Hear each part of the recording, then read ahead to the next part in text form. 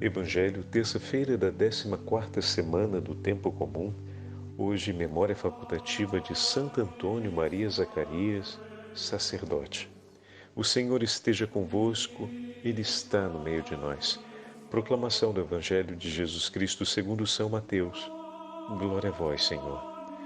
Naquele tempo, apresentaram a Jesus um homem mudo que estava possuído pelo demônio.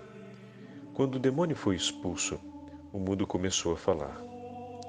As multidões ficaram admiradas e diziam: nunca se viu coisa igual em Israel.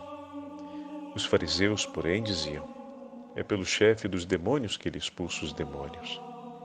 Jesus percorria todas as cidades e povoados, ensinando em suas sinagogas, pregando o evangelho do reino e curando todo tipo de doença e enfermidade. Vendo Jesus as multidões, compadeceu-se delas, porque estavam cansadas e abatidas, como ovelhas que não têm pastor. Então disse a seus discípulos: a messe é grande, mas os trabalhadores são poucos. Pedi, pois, ao dono da messe que envie trabalhadores para a sua colheita. Palavra da salvação. Glória a vós, Senhor. Terça-feira da 14ª semana do Tempo Comum. Hoje, memória de Santo Antônio Maria Zacarias, sacerdote. Em nome do Pai, do Filho e do Espírito Santo. Amém. Queridos irmãos e irmãs, a Santa Liturgia nos dá a graça de continuarmos a nossa meditação sobre o 9º capítulo do Evangelho de São Mateus. E hoje nós estamos ouvindo duas narrativas que se encontram. A primeira, Jesus que realiza um exorcismo. Um exorcismo de um mudo, uma pessoa a quem o demônio havia retirado a possibilidade de falar, ou seja, de anunciar, de proclamar o nome do Senhor. E ao mesmo tempo, como falávamos ontem, de cantar as misericórdias de Deus. Uma das primeiras obras que o maligno tenta fazer é suspender, impedir que se invoque o nome do Senhor. E também se apressa em todos os modos e maneiras a levar os homens a não mais esperarem na misericórdia de Deus. Porque basta que se invoque o nome do Senhor e se confie à sua misericórdia, que a sua inteira obra vem completamente arruinada. A misericórdia de Deus é capaz de fazer ruir de uma única vez a obra de anos que o inimigo foi realizando meticulosamente.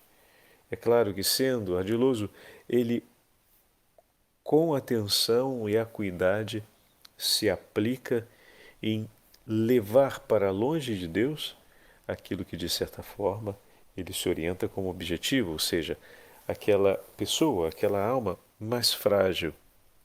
Porém, a invocação da misericórdia de Deus é decisiva para colocar em ruína uma obra, por mais longa que ela seja. Deus tem o poder de realizar em um instante um ato de consolação por um longo tempo de sofrimento.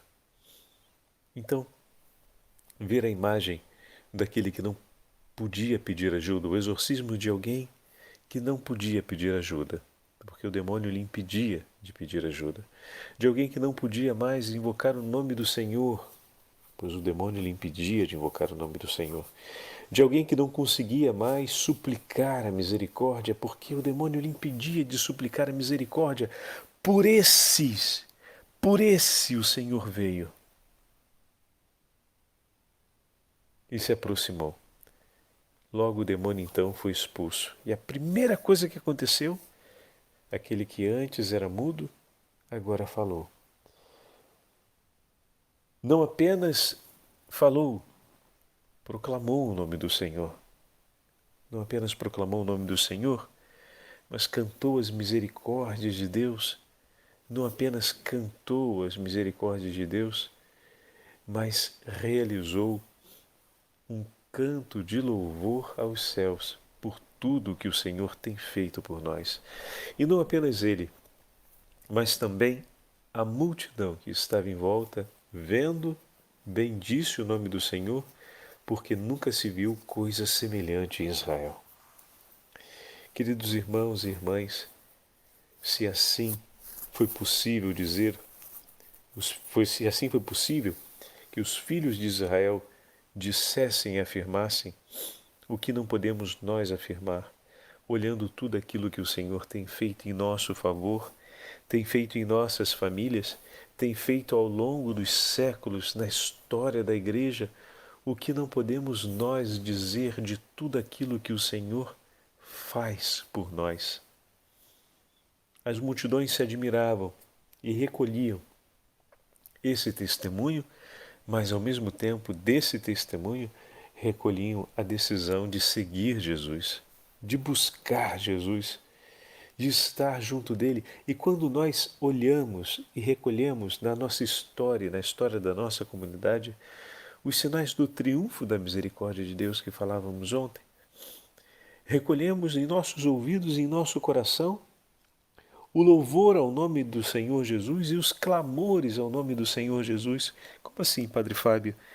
Quantas vezes nós ouvimos e vimos o testemunho de nossos irmãos na reunião do grupo de oração, na reunião das pastorais, na celebração da Santa Missa, nas celebrações litúrgicas, nos encontros e nos retiros espirituais.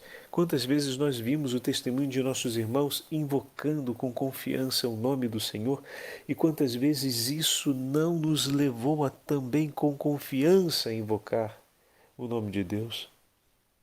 Quantas vezes fomos para um retiro espiritual, talvez um pouco desanimados, ou então mais acanhados, digamos assim, enquanto entusiasmo espiritual, e vendo ali o testemunho de nossos irmãos em oração, invocando o nome do Senhor, com confiança, se lançando nas mãos do Senhor, também nós encontramos a coragem de invocar o nome do Senhor e de suplicar a sua presença.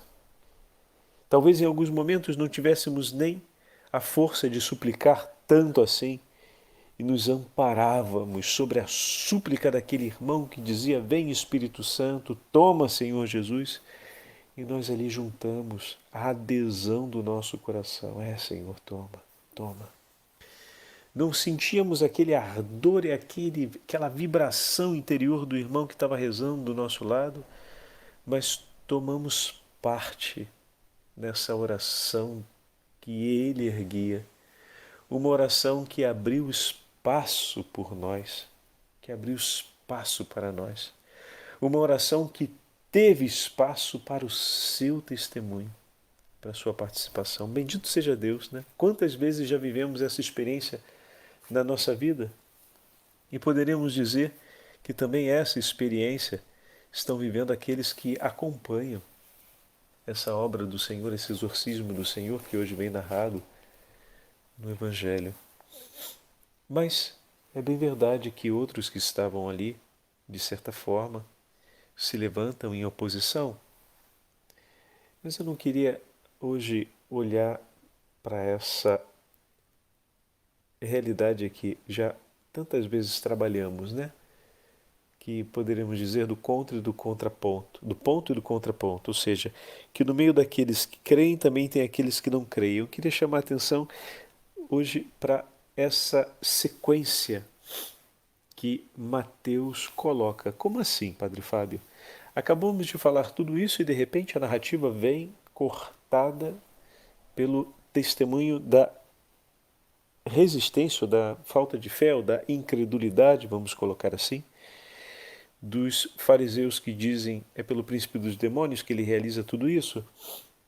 E Mateus parece que encerra ali a sessão e dá início, ou melhor, e dá continuidade, né? A sessão de diálogo, ele encerra e dá continuidade à sequência dos eventos, quase que levando o leitor a avaliar agora se aquela afirmação ela tem juízo ou não, ou seja, se é uma afirmação razoável ou não. Nós estamos vendo o Senhor realizar um exorcismo, realizar uma liberação, Nós acabamos de fazer uma reflexão sobre quantas vezes nós tomamos parte na obra de Deus, né?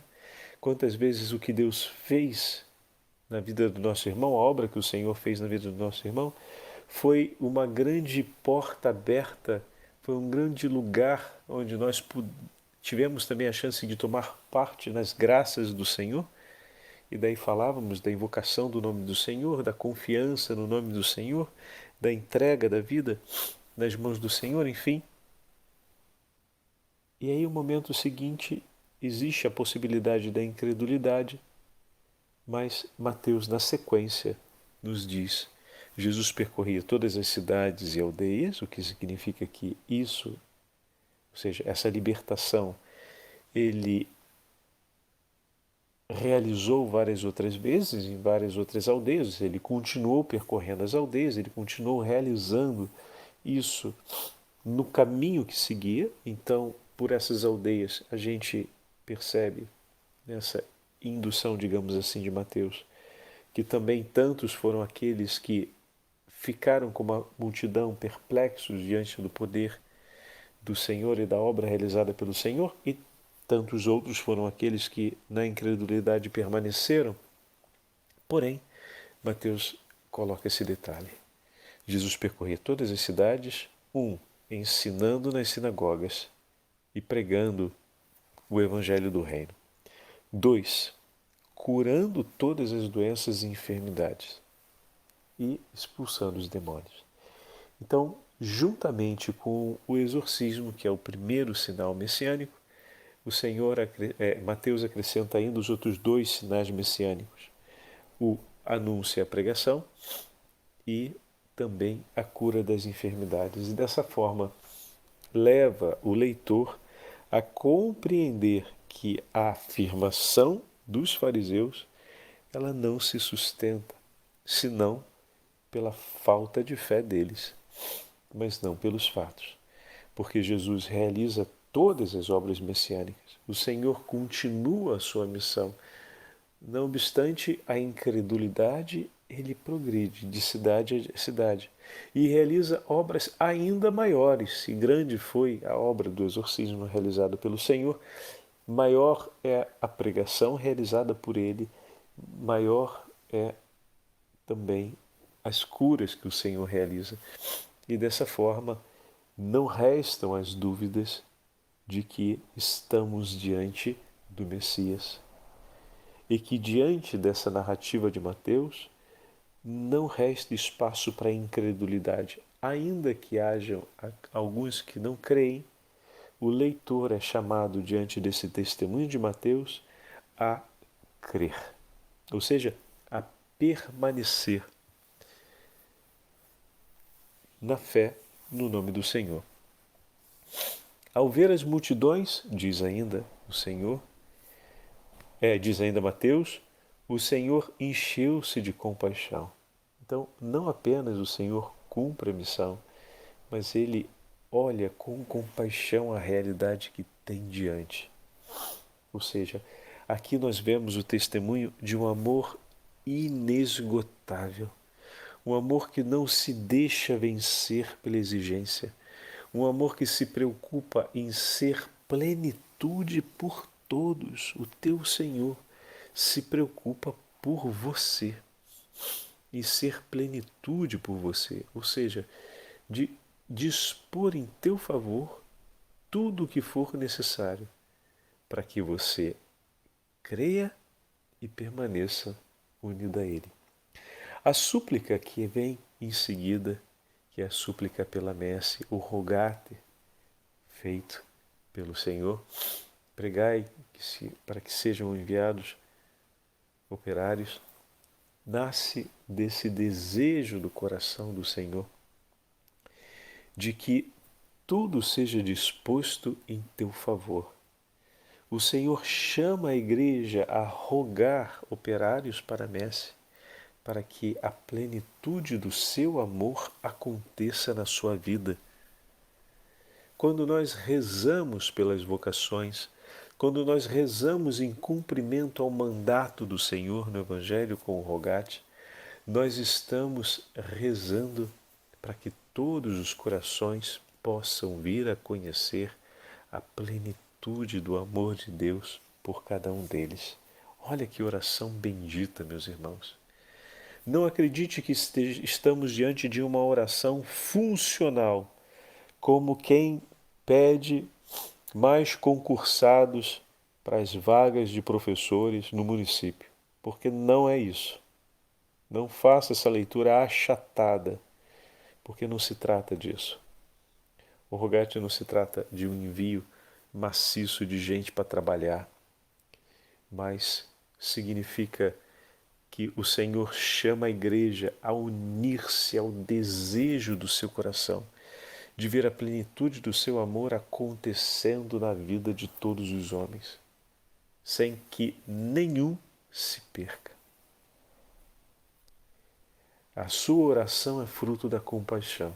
Ele olha a necessidade do coração dos homens e declara o seu desejo que a plenitude do seu amor chegue até eles e nenhum se perca e todos encontrem descanso em Deus, ou seja, que todos vivam na companhia do Senhor e encontrem no Senhor o seu refúgio. Deus quer isso para você.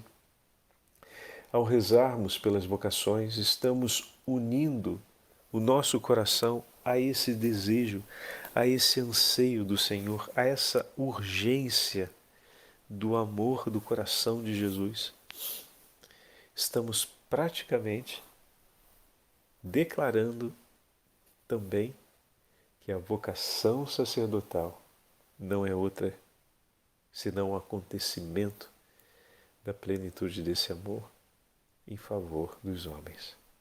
Todo sacerdote, ele é chamado por Deus para poder levar os homens a conhecer a plenitude do seu amor, o que significa dizer que ele deve ser por primeiro revestido e completamente envolvido pela plenitude desse amor. E aqui entra o testemunho de Santo Antônio Maria Zacarias, um grande apóstolo do Senhor que depois da Reforma do 1500 de Trento, ele empenha-se ardorosamente como médico, era médico, tinha toda uma formação, mas o homem de grande modéstia, aqui é tão importante a figura de sua mãe, como aquela que a educa e o ensina no caminho da fé. Mas pouco a pouco ele vai conhecendo cada vez mais o quanto poderia oferecer pela vida dos homens. E quando pôde perceber, enfim, que Cristo era o que de maior ele poderia oferecer, Santo Antônio não teve dúvidas. Ele que se fez de Maria, se lançou completamente ao serviço do Senhor e começou na igreja de São Barnabé, em Milão, esse grande caminho de preparação com voto religioso de um grupo de sacerdotes que pudessem se ocupar não apenas da educação daqueles que esperavam, mas sobretudo para que pudesse levar tantos outros homens e mulheres a uma verdadeira profissão de fé. Como bem sabemos, um concílio não se improvisa da noite para o dia. Existe um espírito que vai anterior ao acontecimento do concílio se revelando.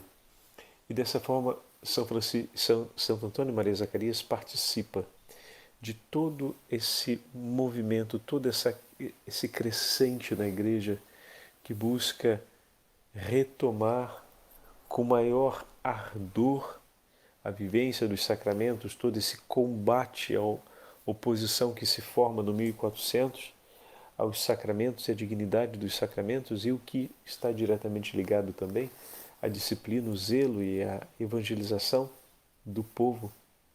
E não é sem razão que Santo Antônio Maria Zacarias se torna um grande apóstolo da devoção eucarística. E a ele é atribuída as 40 horas com Jesus, que na Diocese de Roma, por exemplo, é muito forte. Então, tem várias igrejas que ao longo do ano propõem esse período de adoração constante de 40 horas diante do Santíssimo Sacramento.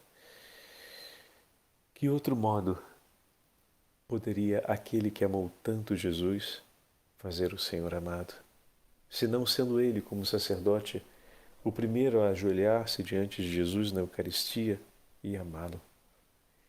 E dessa forma foram muitos os corações que aprenderam a amar a Santa Eucaristia, vendo como Santo Antônio Maria Zacarias amava Jesus Eucarístico. Como é importante termos esse testemunho para a gente, porque vemos o que o Senhor fez, vemos o que o Senhor quer, ou seja, vemos o que o Senhor fez, conhecemos o que o Senhor quer e o que nós fazemos diante disso. Hoje o Evangelho nos dá essas duas realidades. Vemos o que o Senhor fez, e aqui entra a primeira parte da nossa meditação. Sabemos o que o Senhor quer, essa é a segunda parte da nossa meditação. E o que nós fazemos? Essa é a terceira parte da nossa meditação, olhando para Santo Antônio Maria Zacarias. Bom, procuremos seguir o exemplo do Senhor, declarando por Ele o amor com o qual Ele nos ama. E ao mesmo tempo, façamos com que Ele seja amado, amando-o intensamente, ensinando as pessoas a amá-lo também. Peçamos essa graça a Santo Antônio Maria Zacarias para que também nós sejamos homens e mulheres eucarísticos. Não apenas porque levamos conosco na vida cotidiana os frutos e os efeitos da Santa Eucaristia na vida comunitária, na vida familiar, mas também porque somos homens e mulheres com uma fervorosa devoção eucarística e com um amor intenso, devotado ao Senhor presente em todos os tabernáculos da terra. O Senhor esteja convosco, Ele está no meio de nós. Pela intercessão de Santo Antônio Maria Zacarias e da Beatíssima Virgem Maria, Sacrário vivo de Deus Pai, Sacrário vivo do Verbo encarnado, abençoe-vos o Deus Todo-Poderoso, Pai, Filho e Espírito Santo. Amém.